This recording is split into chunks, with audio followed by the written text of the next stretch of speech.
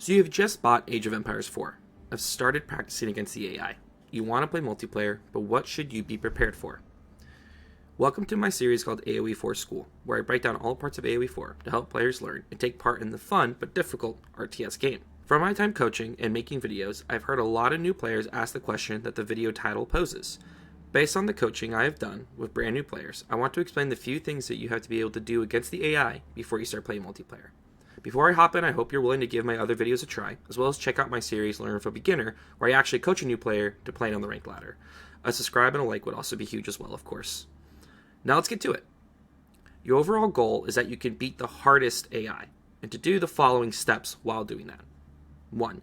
Pick a Civ you're interested in, read its unique traits, and learn a tight build order. Age of Empires has a lot of unique Civs to choose from, and your key to being successful with the game is finding one you jive with. On top of that, especially at an early level, you want to get out of Dark Age and into Feudal as fast as possible, as most Civs don't have much ability to do much damage in the Dark Age. If you're interested in a quick summary of what Civs go with what playstyle, check out my video on playstyles and Civ fits. I hope in the future to be able to do breakdowns of each Civ more in depth. Many pros do build orders that you can use, practice, and have a good start to your game. I would suggest checking out Beastie, Demu, Valdemar. There are many others who do it. 2. Practice the win conditions of your Civ. Most Civs have a win condition based on their style. If you want to play Japanese, you might do a build that has you rush units out in Feudal. If that's the case, you want to practice getting to Feudal, getting down production, and getting out units, and attacking the opponent. If you want to play China, you'd want to practice getting down both Feudal landmarks and a second TC as fast as possible.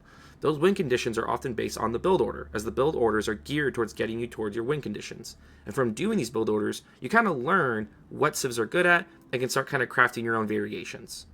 A note that's important for me to make is not to become married to your build order. Often people get stuck at their rank when they become what I would call build order zombies and lose themselves if the build order goes wrong. Each time someone disrupts your build or beats you, watch the replay and ask, what did they do that knocked me off my goals? What can I do in the future next time I see someone trying to do that to me? For example, you're trying to build a second TC at Zusi's Legacy, and a knight dies and kills your villagers while you're building the TC. Next game you play against the Knight Civ, you will want to put down a barracks and get out 2 spearmen before you build that second TC. 3. Practice scouting. There's some basics to scouting you should have to practice before heading onto the ladder. Scouting is so important to success. If you don't know what your opponent is doing and what the map looks like, you will be surprised and lose more often than not. There are 3 phases to scouting. First, you run out to the center of the map and get any starting sheep. Halfway through the map, turn either left or right and do a half circle back to your base to drop off any sheep. You then circle the rest of the map, ending at your opponent's base around when they hit Feudal Age. This allows you to see your opponent's opening and how that might affect your own goals. Phase 2 is scouting around the opponent's base, identifying resources outside their TC range. These are the resources you should try to pressure during raids or cut off if you're doing an aggressive style of play. Phase 3. Scout your opponent's reactions throughout the game. Let's say you're massing horsemen and you see them put down a barracks while you're scouting. You can then build an archery range and start building archers to counter the spears that they're about to make. A common mistake people make is that once they do their initial scout, they just don't scout again, which can lead to losses from unexpected raids or unit comp switches. Always be willing to make another scout from a stable and put it on resources near your opponent's base, or do a quick circle of their base during a pause in the action. It could win you the game. 4. Learn how to finish a game. There are 3 win conditions to Age of Empires 4, but the chances of hitting each win vary a ton. First, you have building a wonder and defending it. You almost never see that in 1v1, because the amount of resources needed to build a wonder is so great that if you make one, your opponent can likely just beat you because they have a huge resource advantage over you. The second is a sacred site victory, where you have your religious units capture all the sacred sites on the map and defend them for 10 minutes. While more common than a wonder, they're still fairly rare, because if you're able to control all the sacred sites, you probably have the resources and manpower to destroy your opponent's landmarks. Instead, sacred sites are often captured for the gold trickle you get, as well as forcing your opponent to act faster and leave their base if they're turtling up. Lastly is a landmark victory. This is the victory condition you want to practice. It's the one you're going to have most of the time. Here's the thought process you should work through practicing this victory.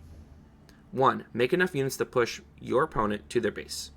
2. Keep your opponent off their extra resources and try to kill villagers.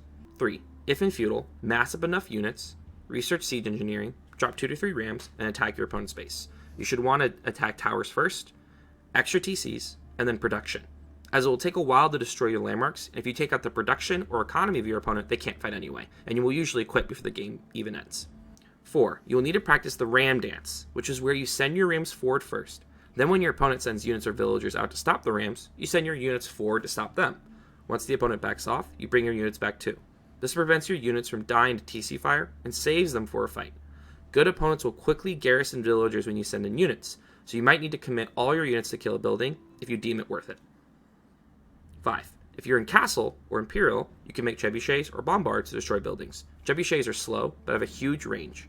Bombards do a lot of damage, but you have to get closer, so you could get sniped easier. Overall, I would say try doing a Sacred Site victory against the AI. Try doing a Landmark victory against the AI. And make sure you feel comfortable doing both and winning that way.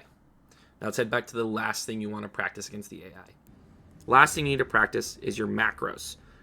Macro is your economy, making sure you have the right resources based on the goal you have in the game. Based on this macro, you want to be able to produce units consistently. You should be able to produce more units than the hardest AI. This comes from deciding your plan. What is your main unit going to be, and then producing it effectively by splitting your villagers on resources. For example, if you're playing French and want to amass knights, you need a majority of your villagers on food, then gold, and some on wood for houses and more production. That would look like 12 on food, 8 on gold, 5 on wood. You know if your macro is good if you're able to spend down your resources to almost nothing and not float any resources. Float meaning you have extra than any other resource. You should also practice switching units based on the opponent. So using my previous example, if I'm making knights and the AI starts making spears, I should drop an archery range and make archers to kill those spears. That means I need to rally more villagers to wood, since archers cost a lot of wood. At that point, you practice winning the game, and you should try to peak the hardest AI 2 to 3 times, using the same strategy each time to kind of make sure you have it down. Then, you go on the ladder and give it a shot. I hope this video was helpful to you. If you're planning on trying the ranked ladder, remember, don't be hard on yourself. RTS has a steep learning curve as a genre, and a mindset of being okay with early losses to help speed up your learning will go a long way. Whenever you watch a replay of a loss, ask yourself, what was my plan? Why didn't it work? Was it because of macro decisions I made? What did my opponent do? How would I respond better next time? Well, that's it for me. As always, I hope you find these videos helpful. If you're interested in private coaching, check the description, message me on Discord. I'd love to help you out. And as always, good luck on your games. Never give up.